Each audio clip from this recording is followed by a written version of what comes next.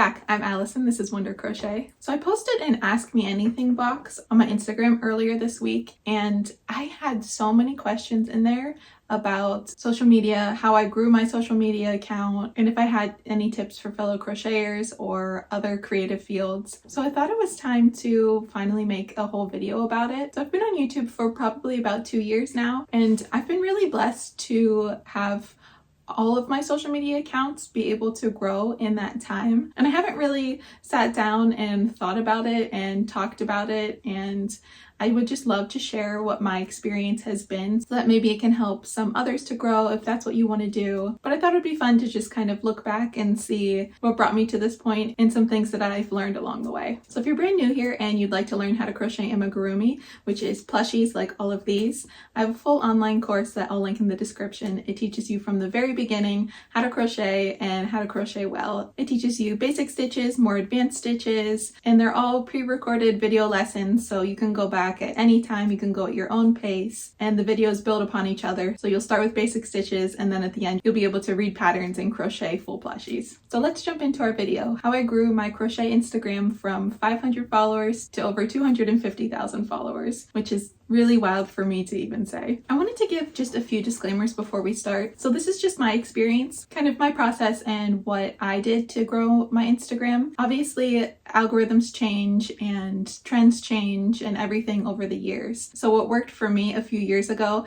may not necessarily work for you now, but I am going to give you tips of what I do now to continue to grow my following and what I've also seen work well for others. And our second disclaimer is I do have a background in marketing. So I worked in corporate marketing for many years before I went full-time into my crochet business. So I do have a bit of a background in marketing, and I do believe that that helped me to grow. However, most of what I learned was just from seeing what other people did on social media to grow, and a lot of research that I just did on my own. Although I was in marketing, it was corporate marketing, and if you're in the marketing field, you know how different that is from, say, marketing your small business. But I do want to acknowledge that I do have that background, so that would give me a bit of an advantage. And then the third and last disclaimer that I want to just bring up is a lot of what we do on social media, what does well, can be luck. And I know that that's really hard to hear, but we'll chat about it later. Consistency is the most important part. So although there is an element of luck to going viral and a lot of people seeing your posts, there is a lot to be said about the effort that you put into creating consistent quality content that gives you a higher chance of those posts being seen by more people, which we'll talk about later. But I just wanted to be transparent and put those things out there. So let's go back to the beginning. I started my crochet Instagram in 2020 when everyone was learning crochet during the pandemic, and so was I. And honestly, I didn't really see crochet as something more than just a fun hobby. That really got my mind off things, and I loved creating things with my hands, and if you crochet, you know how easy it is to fall in love with it. So I'll pop my feed in here and some of my posts as we go along to just kind of see how my content has developed. And you'll see from the beginning, my crochet works just weren't that good. I was just starting out. I just enjoyed sharing them with others. They rarely got many likes or even any comments in the beginning, but I didn't really care. I just enjoyed sharing things with others. And then as I went along in my crochet journey, I found that others were interested in buying things that I was creating, and I started to take custom orders. So at this point, it was turning from just a hobby into something that I was maybe going to turn into a business where I was making some extra money from. So this is when my social media mindset changed. And I think this is important for a lot of people to think about when they're wanting to grow their following. You really have to think of why. Why do you want to grow your following? Is it to grow your business so that you can, make an income from crochet or from your creative business? Or is it to just share with others? Do you enjoy building your own community on social media? You really have to look at those reasons why, and that kind of drives your content forward. For me, I wanted to start selling my works. I wanted to start doing custom orders, and I really got into crocheting Animal Crossing characters. So I started doing some custom orders for Animal Crossing characters. So it was really important for me at this point to get my name out there because I wanted orders and I wanted more people to see my work, and I wanted to turn it into a business. So this is when I started to focus a little bit more on my content and how I can get my name out there. Now, I was really still posting static images. Reels back then weren't really a thing. People were just posting static images. So it was actually more difficult to reach people with just static images and hashtags. Sometimes, you would have a post that would gain a little bit more traction. It was kind of more important than to curate your Instagram feed. And you'll see here, I had the same background for every single image. I made sure that it looked neat and clean. And really at this point, it was important for me to build a community more so than like going viral. It wasn't really happening then. Obviously you could have some posts that were going viral, but it wasn't to the extent that it is now with Reels. So I started following other crocheters, and especially Animal Crossing crocheters. So it's really important to find your niche, whatever you're passionate about, find others in the space who are passionate as well, and start to build those relationships. So follow a lot of other creators, start commenting on their posts and interacting. Building that community of like-minded individuals was really important for me to kind of set the foundation of my following before larger audiences started to see my work. A lot of those accounts that I followed in the beginning of my account and interacted with, those are some of my closest friends in the crochet community years later. So in the beginning, I found that it was really great to build a community and interact with others and to share what I was selling and what I was offering and making sure that that was clear to others. So fast forward about 2 years later, so in 2022, my account was growing pretty slowly for about 2 years. It wasn't even something that I was really focusing on. It was just something that I was starting to build. But then Instagram Reels came along and I saw that Instagram was really pushing that content and I saw that opportunity there. So in 2022 is when I really started consistently posting Reels and focusing on trends. So I was using trending audios and just sharing my work. I'll pop in some Reels here that I shared.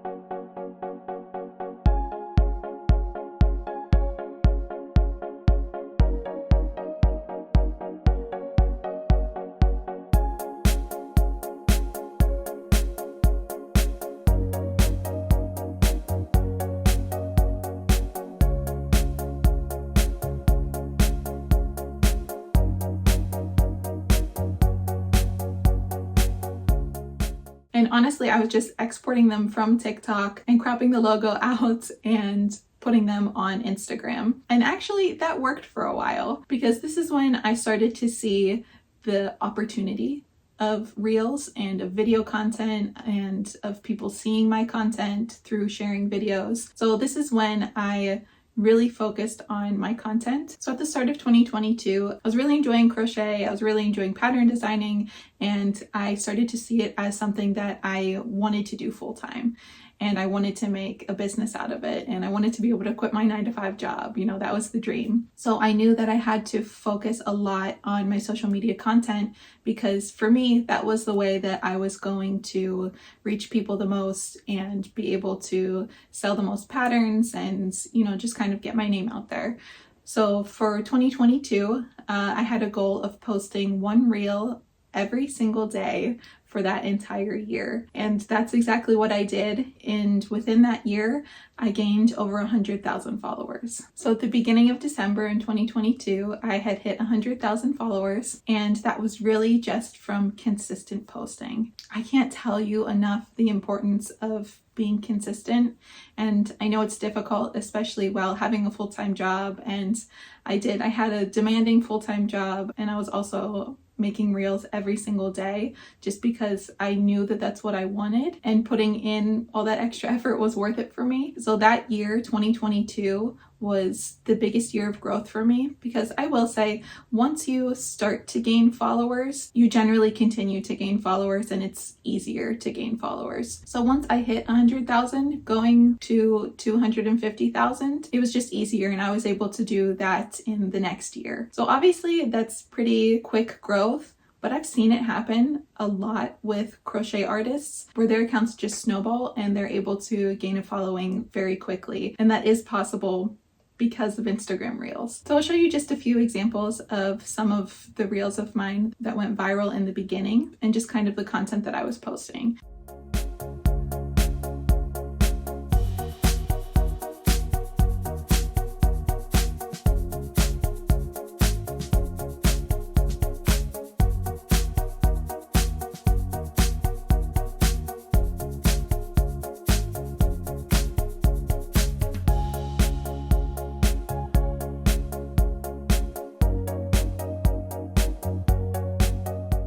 Now, what I believe is the most important thing is obviously consistency. So I was posting every single day. I don't post every single day anymore. I post about every other day, but I have found that Instagram does reward consistency. So if you watch my other videos, I was dealing with some health issues at the end of January, and honestly, end of January, beginning of February, I didn't post much. I wasn't in a position where I was able to film new reels and post much, and I did get kind of punished for that. So my content was not being seen by even a fraction of my following in that time because I was not consistent. And I know that that's frustrating because it takes a lot of time to create reels, and burnout is very real, believe me. But if you really want to grow your following and that's something that you're passionate about, then consistency is the number one. I'd say the number two is quality, and I can't believe that I'm saying quality is lower than consistency, but it is still very important. So making sure that you have good lighting in your reels and making sure that the quality is good. And I know you'll look back at some of my old reels and be like, Allison, this is blurry. This is not quality content. I know, but I was consistent. But really having good lighting, not having any strange transitions, or I've seen a lot of reels where they use a lot of effects on it, you know, like glitter and just like rotating photos and stuff. And although those might look cool, if you look at the content that is being seen and that Instagram is pushing, you'll see that that content is just not what they're looking for in the algorithm. So consistency, high quality content, and using trending sounds. So on Instagram, you'll see if there's a little up arrow, then that means that the sound is trending, and that's a great one to use. What I like to do a lot of the time is go on my Reels feed, just the ones that organically pop up, and I like to see what sounds are trending and what type of content is trending. Obviously, I don't copy that content, but being able to use those sounds and being able to make my own content with those sounds, I found is a great way to promote my content. Consistency, quality, trending sounds, and also trends as well. There are a lot of trends that happen with Instagram Reels and with TikToks, and participating in those can be a great way to get your content seen by a lot of people. Now, you want to make sure that your whole account isn't trends, unless that's what you're going for. If you just want to build a following to build a following, then trends are a great way to go. But if you have an end goal for that following, for example, selling your crochet plushies, then you'll want to make sure that the majority of your content is promoting what your end goal is. So if you have a bunch of reels that are playing into trends and it doesn't even say anything about you selling crochet plushies, your following won't even know that that's something that you do. Or, you know, they'll follow you for the trends, and then whenever you post about selling your plushies, they, you know, might not be interested, or they might even unfollow because that's not what they know you for, if that makes sense. For me personally, I like to participate in trends, and I like to participate in trends, especially if I can gear them towards my business. An example of one that just went viral not that long ago was a trend that I could promote my free patterns with. I'll pop it in here.